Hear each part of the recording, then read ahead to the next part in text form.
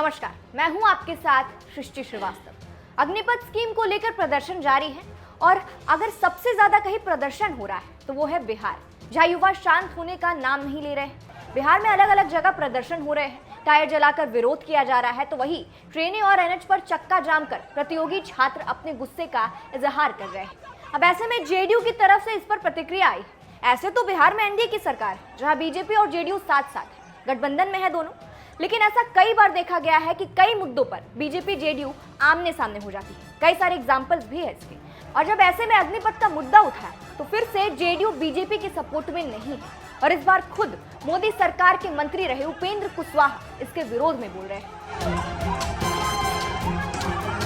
अब उपेंद्र कुशवाहा जेडीयू के संसदीय बोर्ड के अध्यक्ष है और साथ साथ जेडीयू के राष्ट्रीय अध्यक्ष ललन सिंह भी इस पर बोल रहे हैं। सबसे पहले उपेंद्र कुशवाहा ने क्या बोला है वो आपको बताते हैं। उन्होंने ट्वीट करते हुए लिखा है, सेना, नौसेना और वायुसेना में भर्ती को लेकर प्रस्तावित बदलाव अग्निपथ, अग्निवीर योजना पर भारत सरकार को पुनः विचार करना चाहिए।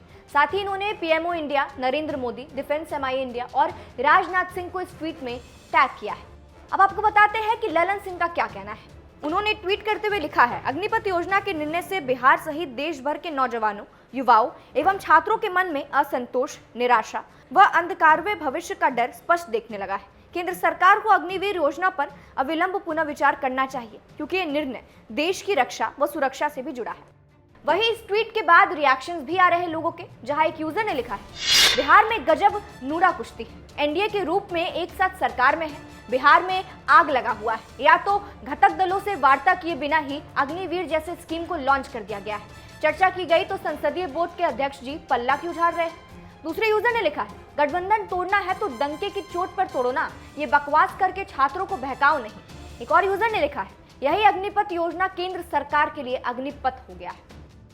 यहाँ पर लोग भी इस चीज पर गौर कर रहे हैं कि बीजेपी जेडीयू साथ है, इसके बावजूद अंदर फूट है, लेकिन ये फूट कोई नई नहीं है, पहले से ये चला आ रहा है। और अगर बात करें उपेंद्र कुशवाहा की, तो ये तो कई बार बीजेपी के विरोध में खुलकर बोल चुके हैं। अब बात रही मुद्दों की, तो कई मुद्दे हैं जिस पर नीतीश कुमार खिलाफ हो जाते हैं बीजेपी के, जैसे कि जनसंख्या नियंत्रण कानून। यूपी में जब इसकी चर्चा छिड़ी थी, योगी आदित्यनाथ ने इसका जिक्र किया था, तब भी नीतीश कुमार ने इसको लेकर बीजेपी से अलग बोला था।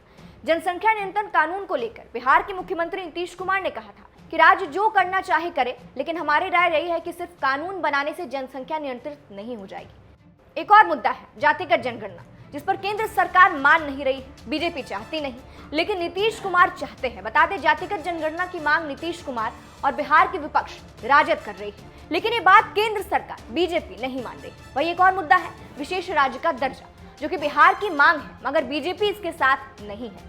दरअसल बिहार के मुखिया की मांग है कि बिहार को विशेष राज्य का दर्जा मिलना चाहिए, लेकिन केंद्र सरकार इस पर नहीं मान रही है। और अब अग्निपथ स्कीम पर भी बीजेपी के सपोर्ट में नहीं दिख रही है जेडीयू। ऐसे में देखना होगा कि आगे कितनी बयानबाजी होती है और नीतीश कुमार का इस पर क्या रिएक्शन आता है। फिलहाल इस खबर पे आपकी क्या राय है, हमें कमेंट करके जरूर बताएं। नमस्कार।